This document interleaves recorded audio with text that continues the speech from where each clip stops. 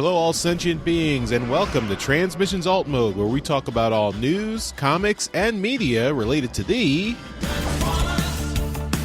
On this episode, we review Transformers number 38 in comics. A deleted scene from Transformers the movie is being resurrected by fans. And there's some big guest announcements for the upcoming UK convention, TFNation. Today is Friday, February 4th, 2022, and this is episode 271 of Transmissions Alt Mode. Welcome to Transmissions Alt Mode, the podcast that wonders how IDW will wrap up its Transformers storyline at the end of the year. Let us know your thoughts. I'm your host, Darrow, the Cybertronian Beast, and I'm joined, as always, by the excellent Transmissions team, Jeremy, a.k.a. Yakko. Hey, how's it going? And Scott, the illustrious Dr. Pants. You've made me sad. I don't want to think about it ending. Hi, everyone. You have to say the line. Scott. What? You have to say the line. Oh, crap. Let's talk Transformers. I'm never last. Wait, was I last once before? Damn it, I don't know now. If Charles is here, then Daryl's last. All right. If Daryl's hosting, then you're last. Well done. All right, and as always, we're going to start off the show by talking about our Donatreons, as we always do. We got one of our current Donatreons, Wolfwood, has increased their pledge and gone to doubling it. Well done, Wolfwood. Thank you very much. Do you want to be like Wolfwood? Can you be like Wolfwood? I don't know if you can, but, maybe just getting into the becoming a Donatreon, that's enough. But you don't have to be like Wolfwood and double it. That's asking a lot. It's doubling is quite a lot. But just becoming a Donatreon is something that's pretty awesome. So Wolfwood, we love you. Thanks for stepping up and doubling. You're awesome. For people out there that are enjoying Empire of Rust, you can check out the uncut version of episode 69. It's a trap. It's exclusive to our Donatreons and will be out Monday, February 7th. I'm sensing a theme with the last episode name in this one. I don't remember what the last episode name was. It was the Trench Run. Yeah. Oh. So obviously going with Star Trek. I was going to say Battlestar Galactica, but that seems more likely Star Trek. If you are a Donatreon, then you know that being a Donatreon gets you into our monthly Toy Hacks drawings without any effort whatsoever. And next week, we are going to be drawing for January. So if you're a Donatreon, you're already in the draw. But if you'd like to be in the draw and you are not a Donatreon, you can enter. You just have to send us an email to contest@transmissionspodcast.com by Sunday, February 6th, and send us a picture of something you'd like to get stickers on. So, and then you'll be put in the draw. And the last thing I wanted to mention before we get into the show is that we are currently pushing the Transmissions 2021 Best of Toys and Comics survey. We do this thing every year. It's usually out after the first of the year. We'd like it to be before the end of the year, but it's some of those things come out right at the end, so you want to get everything. But it is currently running, and if you are able to, we'd love it if you would submit a response to our survey. It's a big survey. It contains a lot of stuff.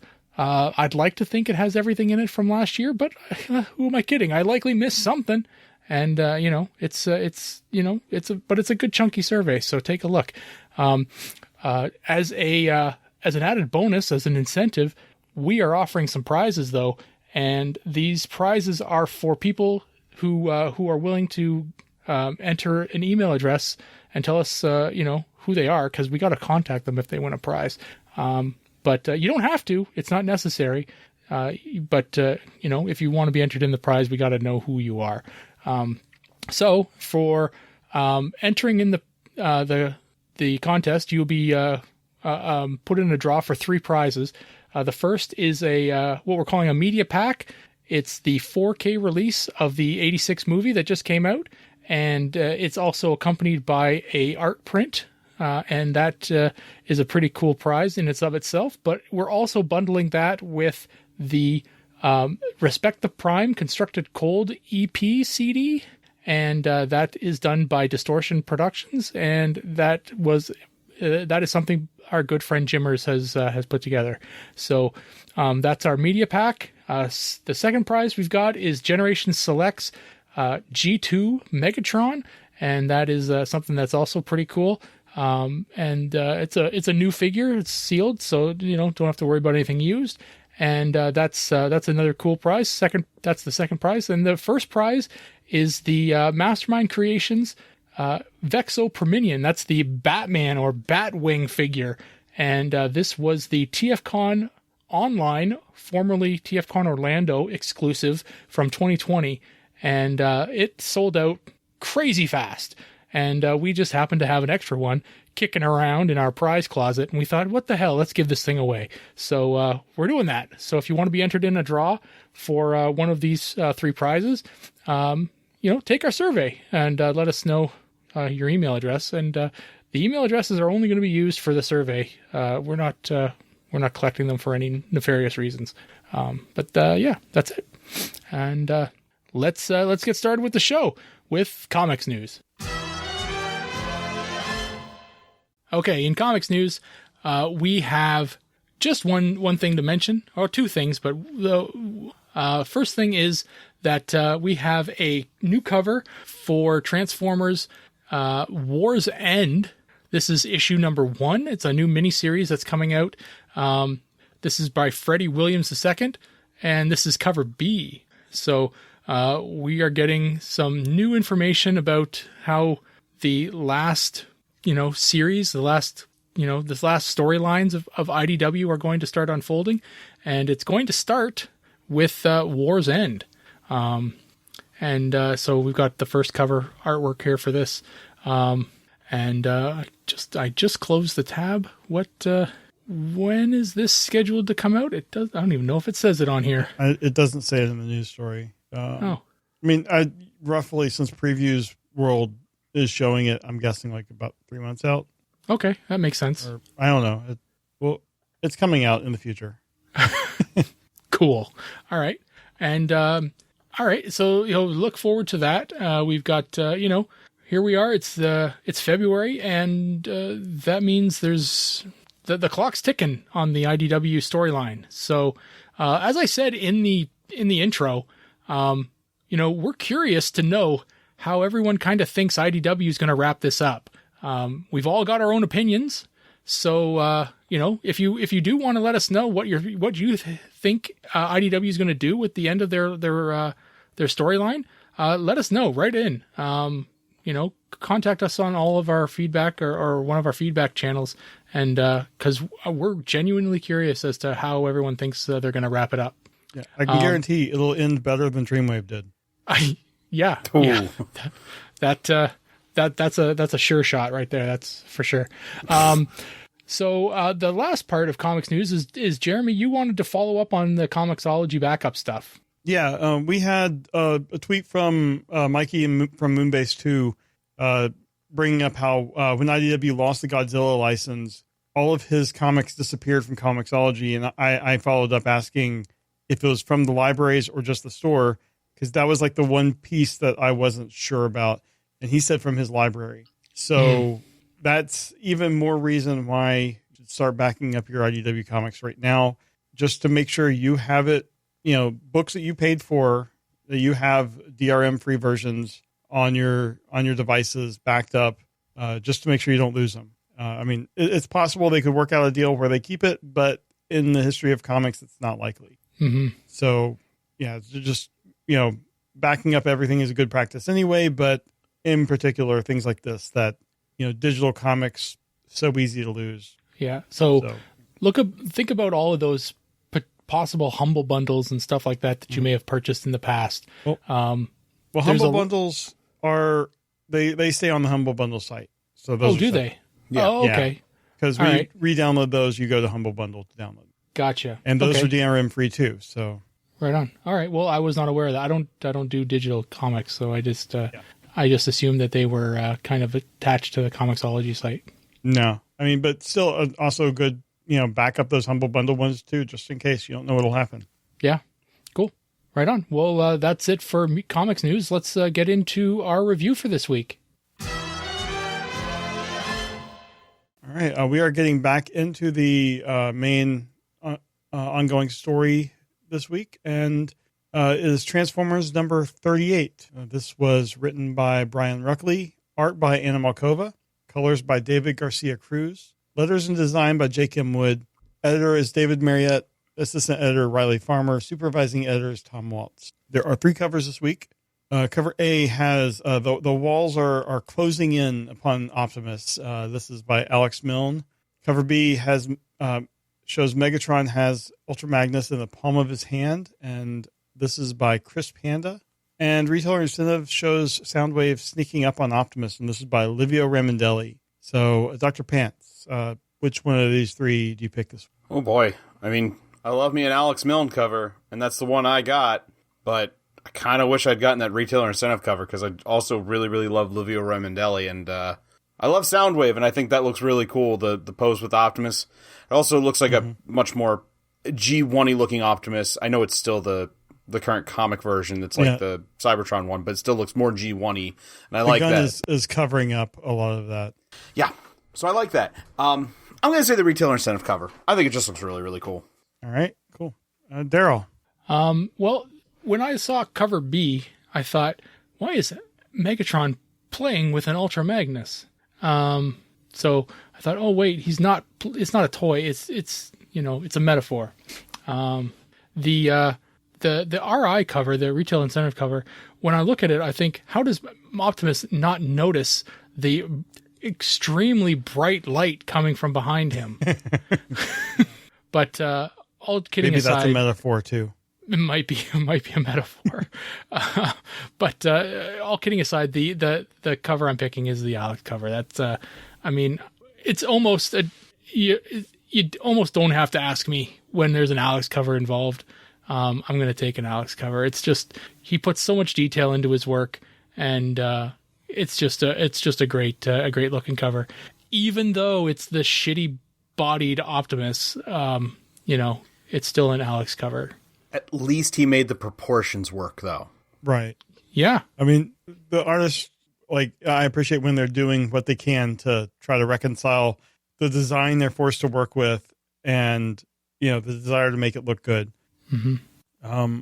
I have issues with a lot of the covers this week because they don't, other than cover B, they don't really have any relevance to the story. And I wonder if they were intended for a different part of the arc. I mean, they're good, and I'm probably going to end up picking cover A, but cover B is the only one that has anything to do with anything that happens in the book. Mm-hmm. And I really wish that, it would happen more often, that all the covers would be relevant, but I'm sure it's schedules and all sorts of logistics that are above my pay grade. But yeah, but I mean, just in terms of any of these covers are great, but I would probably just go with cover A. So much detail, and it's just really cool. And I love seeing all the different bots that are emergent. I'm sure there are a lot of Easter eggs in there if you actually zoom in and look at it. Mm-hmm. All right, well, on to the story here. Begins with Megatron and Mindwipe discussing plans for the future, and Megatron is holding a Titan Spark, which surprises Mindwipe because he thought that they had destroyed them all. But Megatron saved this one, and he says that after they raise Crystal City, he wants Mindwipe to restart the Forge and bring out tons of sparks. But first of all, he wants a Titan. And then as we see Megatron's full complement of leadership in the Decepticons, Ultra Magnus is brought in, and we get a little bit of banter between the two of them. So Megatron tries to break Ultra Magnus. Magnus refuses. Tries to convince Megatron of the upcoming threat with Exarchon, Megatron and the other Decepticons aren't buying it. They're thinking it's a trap or it's a trick. However, Starscream suggests that maybe they should look into it after Magnus has been sent to the Senate chambers to be with the other prisoners. On the Autobot side, RC is packing up, getting ready to go, while Greenlight and Gage are looking on. She doesn't want to leave, but she's been given this assignment, and it is noted that they are living in Crystal City, so I don't know if that bodes well for their future. But when she does go, she's part of a team to try to rescue Ultra Magnus. And then we see Cyclonus, who is Cyclonus is talking with Provoke and trying to get some kind of communication going with her. And she's only giving information that anyone could get from searching the archives, which is what she's doing at the time. So Starscream and the other ghosts that are following him around are all suspicious. And then we see the Autobots, RC, Windblade, Chromia, and Smokescreen going in some tunnels underneath Iacon that Swindle had showed him when Smokescreen worked for Swindle. And then Smokescreen convinces Swindle to shut down for the night so they can use his restaurant, place of business, casino to as kind of an extraction point. Swindle's not happy, but he figures he's getting paid from both sides. And then we see Magnus inside the Senate, which is now a prison for all of the senators who are slowly starving of Energon. Magnus sees one of them, Crisscross, and tries to talk with him. And Magnus is just shocked at how they're just not being given any Energon at all and being starved. And then shortly after this, the Autobots, they grapple onto the top of the building and make their way in, and they save Magnus, but they're unable to save any of the other senators in there. And Magnus makes the hard decision to just go with the Autobots. And as they make their way through the city, they snuck in, but they are blasting their way out. They make it back to Swindle's when they're unaware that the Decepticons had they had been tipped off by Trick Diamond, and they have Swindle surrounded. And in the next issue, we will see what happens as they are going to be trapped in the building. So that's a rough summary of the issue. I thought it was stuff happened. That was good for the series. I like a lot of these ideas. I like the Titan Spark. As I mentioned, I'm worried about Greenlight and Gage because they're in Crystal City, and we are given on the page before Megatron's plan to destroy it, and Crystal City gets destroyed in almost every continuity for Transformers. But I loved seeing the breakout. I loved the little interlude with Cyclonus. I thought the pacing was okay in this book. The book is still a little slow, but I mean, things happened in this one. The art I thought was really good. I really liked the art. Anna's doing a great job here. I thought the coloring was good. So all in all, I didn't have really much to complain about in this. I thought, one of the complaints that I know, Daryl, you bring up a lot is the backgrounds and stuff. And it seems like almost every panel has significant good backgrounds. And I thought that was really good. Anna's been quite good at doing them. Yeah. Yeah. So, I really didn't have many complaints at all on this book. I thought it was pretty good. So, Daryl, what were your thoughts on that? Well, for one, I thought the issue was, it was okay. There was an awful lot of talking, not a lot of action. The getting out of the Senate was a bit harrowing. Getting into the Senate was also harrowing. I liked the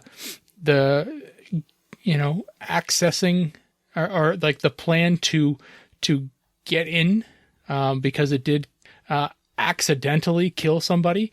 Yeah, I thought that was good with the lasers. Yep. So that was kind of cool. The art, Anna's art was great for this. She's like we've talked about, or I've talked about previously, her art has improved tenfold over the course of this series. You do get, my gosh, I just forgot his name. The GoBot, the bad GoBot. Psykill. Psykill. You do get Psykill in one of the panels, which is great. So I love seeing that. My God, I can't believe I forgot his name. And you call yourself a GoBots fan. How dare you? I know. Yeah, it looks like he gets smashed by like a wall that Magnus pushes down or something. He just kind of kicks down, yeah. He just never has any luck. He's always getting killed, yeah. So I kind of like this. This is part 2 of 3, I think. I don't know what the plan is for this storyline. But it's definitely, it's not a, it's not the end of this storyline. It's not the beginning. It's kind of just moving the pieces into place. I was kind of hoping that one of these senators in here would be somebody that we'd know and somebody that they'd get out of here with Magnus. Somebody that they'd get some kind of valuable information from or been able to help, right? The only person that is able to help is Magnus, and they just put him in here. The part that I kind of thought was good is that the discussion near the beginning about, when they're interrogating Magnus or talking to Magnus with Megatron, is that Megatron outright refuses to believe anything that Magnus says, but the one thing that he does say is about, go and check out Ruckus, because, Ruckus is, been taken over. He's been taken over. The threefold spark is, back and is, that kind of stuff. And when Magnus is taken away, everyone else turns to Megatron and is like, look, that's really specific. Like that, why would he say something so odd and specific like that? And Megatron still doesn't really want to hear it, but sends Starscream off to go and check it out anyway. I kind of like that, you do see people, who are kind of drunk on power, not wanting to hear anything, with regards to any kind of logic. But the people around him, even in the Decepticons, are still they still see the logic in some of this stuff and like, wait a minute, there could be something happening here. And it could be bigger than all of us, but we really shouldn't discount this. So yeah, so it does appear that there's something coming. But for all intents and purposes, this issue moved pretty slow. Not a lot seemed to happen. Magnus got captured at the end of the last issue. He got freed in this one, and some I thought that was going to be a longer thing of him being captured. Yeah. Yeah. So I was happy that he got away. The one part that I was kind of happy about was right at the end when you get the picture of Six Shot and his, goon patrol, was in the back of his, a picture. One of the characters that he's got as part of his squad is Scatter Spike from RID 2015. And it's the recolor of Quillfire. Like, it's such a random character to have in here. And which is the other one on the right? Yeah. It's the red character with the kind of dino head, like the lizard head. And I saw it and I'm like, wait a minute, that guy's from RID 2015, right? And I didn't take the time to really parse out who the rest of these guys were. I think the two guys, the yellow and the kind of pink guy in the front and the white and the blue guy, who kind of look the same. I think they're like Sparkabots or something like that from G1. It's Cindersar and Flamefeather? Right, but they are those G1 Sparkabot kind of guys, right? Yeah. So I didn't know their names, but I believe I own their toys. But the rest of these guys, I really don't know who they are. But I love the deep pull of the 2015 Scatter Spike. That's great. So yeah, that's cool. So I'm all for if one of these guys, like if they actually give some characterization to Scatterspike, I'm all for it. I love that character design. Yeah, I wonder if it was something called out in the script, or if he just told Anna to throw some some bots in there and she picked them out. Yeah. All right. Well, Dr. Pants, what was your thought on the story?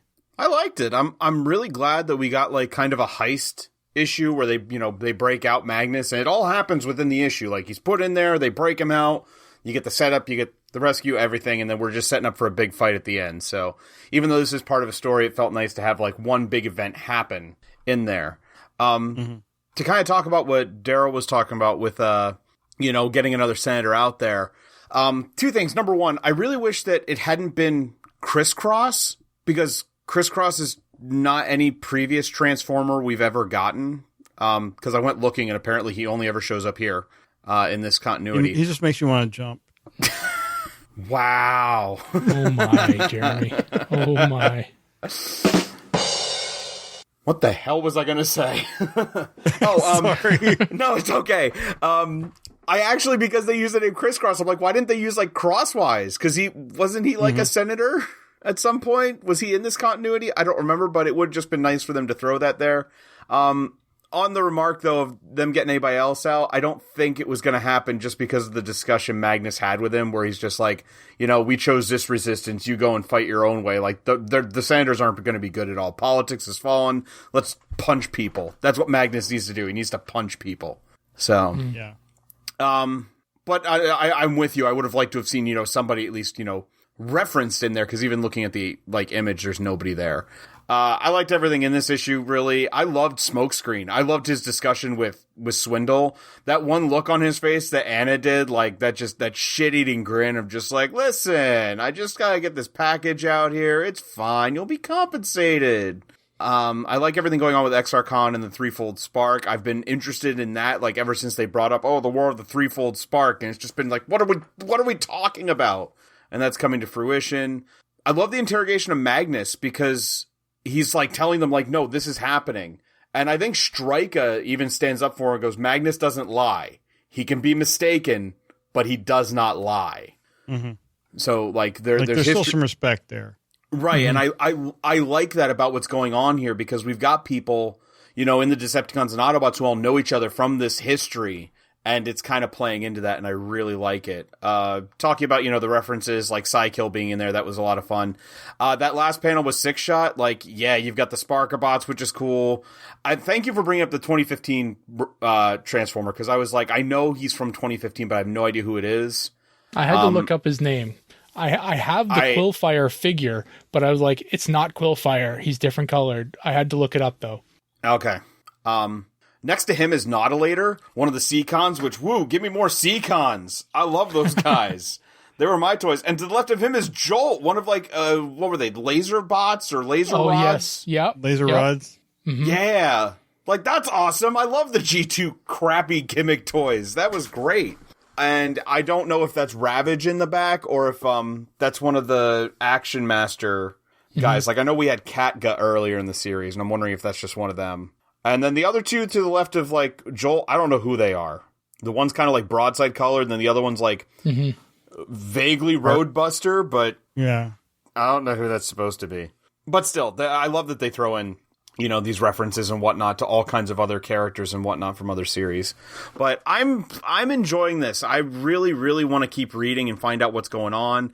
I'm really sad that this continuity is, like, ending, and I feel like they've built up so much that could have gone somewhere, and it's going to be rushed to end. But I don't know. We'll just have to wait and see. Oh, and the artwork.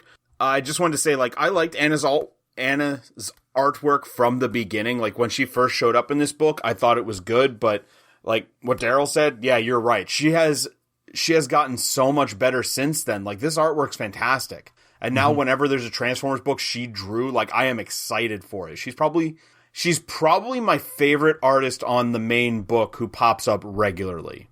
I really, really get excited when she does artwork. It's really, really great. But I think that's all I got. Cool. Well, that is it for our comic review this week. So let's move on to media news. I guess that would be Daryl's line. Would be, but that's okay. All right, and in media news this week, we've got a couple things to talk about. The first one is from Hasbro China, and it's an official War for Cybertron Year of the Tiger stop motion video. And if you wanted to check it out, it's got a few figures here that are going through, brand new figures. They're ones that you can buy in the stores right now, and you can see them. And we've got Scorponok, Megatron, Optimus, Tigatron, Rhinox, Air Razor, Dinobot, Dinobot's in there, Black Arachnia, might be it. So they're it's a fun stop motion. They're having a snowball fight, and then they watch some G1 on TV, and then they play some music. And you might recognize this music as the same ones that we talked about a couple weeks ago, where the Chinese musicians performed the G1 theme on some ancient Chinese instruments. So it's the same music. They just they repurposed it here in the video. So take a look at that if you want. It's a fun stop motion video. Yeah. And then the last one we've got is a fan made animation. So this is a deleted scene from Transformers the movie, the 86 movie, and these deleted scenes have been known for quite some time, but somebody has taken the animation or the storyboards from these scenes, or this one scene anyway, and has put it to music and colored a little bit of it, and so they've animated it. So this is the scene in between when Devastator tears open Autobot City, and then when Megatron and Prime start going at it. So basically when Ultra Magnus brings Sideswipe, Red Alert, and Trax to fight Devastator inside Autobot City. So that was a scene in the 86 movie, if you didn't already know, and it was cut, which is just crazy. I would have loved to have seen that as a kid. But so you can take a look here. It's only about 30 seconds long, and just a fantastic piece of fan animation. I hope that they take it a little bit further and finish the coloring, because it's only colored for about 10 seconds or so, and then the original storyboards kind of take over. Jeremy, Dr. Pants, you guys were aware that these deleted scenes existed, right? Or these storyboards existed? Oh yeah. Yeah. Cool. I think this is really great, and it looks like it is about like halfway done. They're gonna finish it. Yeah. I very much look forward to that. I just love that it actually shows Ultra Magnus doing what the toy can do and carrying the other car bots. Like, yeah, it's just fun. Mm-hmm. Yeah. I know from owning some early editions of the DVD that there are other deleted scenes in the movie, but I hope that if they are able to do this one, I think this one was the most key, the one that I really wanted to see the most. So I hope they're able to do this one or finish this one off, and then maybe do a couple more. But that's it. That's all we've got for media news this week. Let's move on to convention news. All right, we have a couple TFNation updates. TFNation will be August 12th through 14th at the Hilton Birmingham Metropole in the UK. And they have announced that Andrew Wildman will be attending. He was a writer on the original Marvel UK run. And then he's also worked for Dreamwave and IDW, worked on Regeneration 1. So he's paired with Simon Furman a lot in a lot of what he did. And so great seeing him there. And then also someone who's done a couple things in IDW and stuff. You might have heard of him, a guy named Nick Roach. Done a few minor books like Last Stand of the Wreckers and a few things like that. He's also going to be there. So yeah, I mean, good seeing these guys that they don't have as far to travel as like a lot of people going to conventions in North America. So glad to see them getting out there, and hopefully things continue to trend where, conventions can be resuming. So, got a few months till August. So I'm optimistic and hopeful. So that is all we have for convention news this week. Right on. All right. And we will finish up the show with some feedback. All right. And we got one piece of feedback this week. It came in via Twitter, and it is from user at GlobalEcon2012. And they go on to say, my first thought when I heard your 2019 interview with Brian Ruckley, he's not a fan. Fans know when creators actually love Transformers, Furman, Roberts, etc., as examples, or they're just doing it for the paycheck, like Ruckley, Michael Bay. Hope the next team actually cares about Transformers. Well, I mean, that's a hot take. There's some definite people out there who would agree with you, and some that really are enjoying the run that Ruckley's on.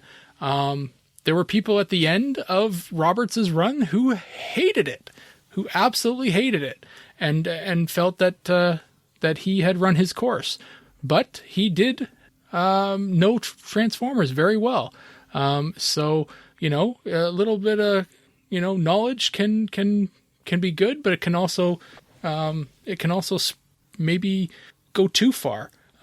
You've got we don't know. We still, at this point, this is the end of January when we record this, we still don't know who's going to be taking on the Transformers license when IDW is done with it. But hopefully we will see a writer put on it that has a affinity for the brand. The problem that Transformers faces, and something that does get brought up, is that Transformers is a toy line. When you break it all down, Transformers is a toy line that gets repurposed into cartoons and into movies. The comic books are tertiary material at this point. It is not even a consideration when a character is created or something like that. So when a comic book company or a comic book creator is going to be put on a series, the idea that they may have prior knowledge to the brand is a bonus. I think that the fact that IDW had it for so long, we had an abundance of people over at IDW that had a lot of knowledge of Transformers because they had it for so long. Right at the end, we got Brian Ruckley, who, you listen back to that interview we did with him in 2019, you hear some points when it seemed like he really didn't know what Transformers were about. So there's potential that, we may have had some knowledge that we could have, used then to say, hey, we might not be getting the best stuff out of this guy. But you got to give the guy a chance. Jeremy, what were your thoughts when you read the feedback here? Do you want to jump in on this? Yeah. I feel like it's fair to say that he's not a fan on the same level as someone like a James Roberts or a John Barber that knew so much minutia about the brand and, incredibly, minor characters and gave them, roles and stuff. And you could be a more surface level fan.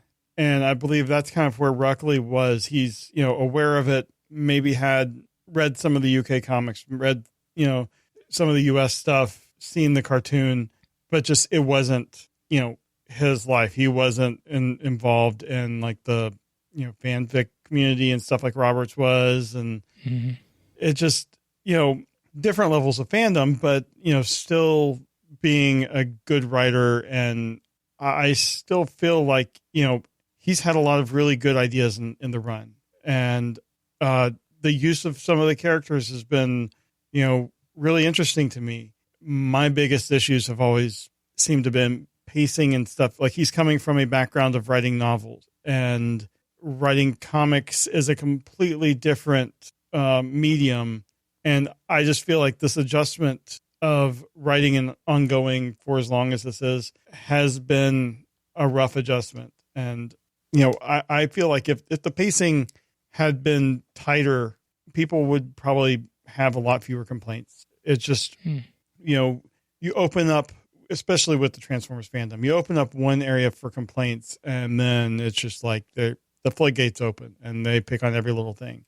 And yeah, I mean, I think it's fair to say he's not a fan on the same level as, some of the previous writers, but that doesn't mean that he can't write a good Transformers story. So, I mean, there's truth in all of this. So, I mean, I don't think he doesn't care about Transformers, but he's got interesting ideas. I don't think he's writing a bad story. He's just, the pacing has been horrible. And that's where I fall. All right. Dr. Pants, where do you see the books? I think I've made my point on here multiple times because, I mean, I've been with you guys for now almost 2 years. And I like the current IDW continuity. I think it's a really good story. There's a lot of small pieces working together to develop into something bigger, and I've been really enjoying seeing where it all goes. I'll agree that the pacing isn't great, and in all honesty, I believe these have all been thoroughly written just for trades. And I don't know if that's, how Ruckley's seeing how it has to go, or he's being told that's how it has to go, but I think that's just what the problem is. In terms of this tweet, I understand if this person's angry and they're not enjoying it, but I don't want to say that, this guy that Ruckley's doing it for the same reasons that, Michael Bay does it. I don't want to see him get compared. I mean, Michael Bay doesn't care about Transformers. No, Michael Bay does not care about Transformers at all. But, I mean, if you read this continuity, there is some love thrown in there into this. I think the characterization of a lot of the characters isn't far off from what we understand them to be or what we think of them as, I think he's done a good job with Starscream, Soundwave. Mm-hmm. Optimus Prime still sounds like Optimus Prime from the previous IDW continuity, and I'm not gonna lie, I hate it. I wish he had done something a little different. But I think the characters are done well, and I don't think anybody's not motivated. So I don't know. I'm not entirely sure what this guy's problem is in the tweet. Unless he's just this isn't the G1 I know, this isn't the story I expected. They're not doing the war I thought. These characters aren't supposed to be here together. I don't know if he's trying to pull that kind of move or what, but I'm enjoying the story. And I'm going to throw this out there that he says creators who love Transformers like Simon Furman. Yeah, Simon Furman does love it. But Simon Furman is also one of the first people to work on the books, back in the 80s. Did he love Transformers before he started it? Probably not, but he grew to love it. Mm-hmm. I mean, Mark Hamill wasn't a Star Wars fan before 1977. Right. So that's crazy. You wouldn't know it. And the one thing that is crazy is, and it's known widely, is that Bob Budiansky did do this for a paycheck. Yeah. He's on record saying he's not a super huge fan of this stuff. I remember I ran into him at a convention and I mentioned oh man, I love your stuff on Transformers. He's like, yeah, thanks. Blah, blah, blah. He just did not seem like he cared at all that I brought it up. But again, I'm really enjoying it. I think Brian Ruckley is doing a great job telling a story. It's just not paced for comic books. But if you take the whole thing, if you read a bunch of issues all together, I think it works well. And I think he's doing a good job. And I think he is trying. Mm-hmm. I don't think he's just doing it for a paycheck. He's not Michael Baying this. Because in the Michael Bay movies, there is no consistency in anything. No character consistency, no plot consistency. It's literally, let's throw some robots on the screen and have them do stuff. Yeah. Brian Ruckley's trying. And I think it really, really sucks that we are not going to really see what he had planned the whole way through this. Like I say, he sowed a lot of seeds. There's a lot of really good story points in it. And, if Globalicon is complaining because it's not the Transformers he knows, I want to see something different. I don't want to see the same stories told over and over again. Give me something different. I like what they're doing here. I like this history with the threefold spark and whatnot. I think it's fun. Yeah. Well, we will see what happens. And if you've got an opinion on how on how IDW is going to end it, Global Econ, let us know. We're curious as to knowing how you think it's going to end, because we know it's ending. So let us know what you think. How Something would tells you me end they it? don't care. Yeah. Yeah, they may not care, but And this is a rare case where a license gets moved and the current license holder is given a chance to end it with a significant amount of time. yeah, So, it's going to be really interesting to see what happens. right on. Well, that'll do it for this week's alt mode. But before we go, we want to give our shout outs to our Masterpiece Donatreons, and those people are our favorite listeners. And they are John Forex Levengood, Dinobot Maximize, Demon Tech 82, and Curtis Akon. Thank you guys very much for being the cream of the crop, the best of the best, and you're just awesome. You're just awesome. And if you guys want to be like anybody else wants to be like them, just got to get over there to our Donatreon and become a Masterpiece Donatreon. It's not hard. But you gotta be dedicated. They're very dedicated. We've got merch. If you want to get on to some of our merch, we've got t-shirts and masks and all kinds of crazy crap that you can head over to transmissionspodcast.com/shop and find out all of that cool stuff there. I forget what Charles says at the end of this thing now, so I don't really. There's no script for the end of the show here. No. So the survey, just remember to fill that out. Oh yeah, do the survey. The survey's fun. Could win prizes. So the first prize is just a really cool third party figure, man. Like, come on, yeah. Really hard to get one. Very hard to get one, yeah. Jeremy's giving me some credits here. Donate via Patreon or PayPal.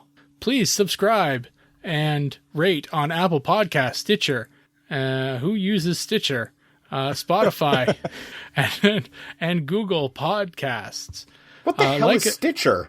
Stitcher was one of the original places that we actually had a number of downloads, and now they have not kept up with it. Okay. Like us on Facebook and follow us on Twitter. I have a Twitter account. What? I post. This is the first I'm hearing of this. I post things on there. Sometimes Transformers related, sometimes comic book related. Always 100% fun. Check out our Discord. We have a lot of fun in our Discord. It's there are a lot of cool, fun people in here, and we always have a good time in our Discord. And it's a really fun, easy place. You don't have to be a Donatreon. No, you don't have to be a Donatreon. Just come in here, hang out, and chat with every other like-minded people. We have a good time in here, just chatting away. And as always, you can send us feedback via the site, feedback@transmissionspodcast.com. You can also send feedback via our YouTube videos. You can through our website, just transmissionspodcast.com. You also can do a voicemail. Voicemails we love because it does a lot of work for us. We don't have to copy and paste anything, and it tells us the cadence of the question you're leaving, so you could write something and it could be in all caps for whatever reason, because you like to write in all caps. But if you were to leave the voicemail, it could be nice and soft and very, calm and collected. And, it wouldn't actually all be in caps because that's just what you wrote in. But, so. And it makes sure we know how to pronounce your name. Yeah, exactly. Yes. So yeah, we love the voicemail option. And also it's limited to 130 seconds. So you only got a minute and a half to do it. But yeah. Anyway, it's and don't forget Wednesday evenings when they have a chat together on the Discord. Yes. It's completely listener initiated. That's right. Yeah. We're not affiliated with that. we just kind of host it. It's the listeners are fun listeners have started doing a thing on Wednesday evenings where their own trips to the store.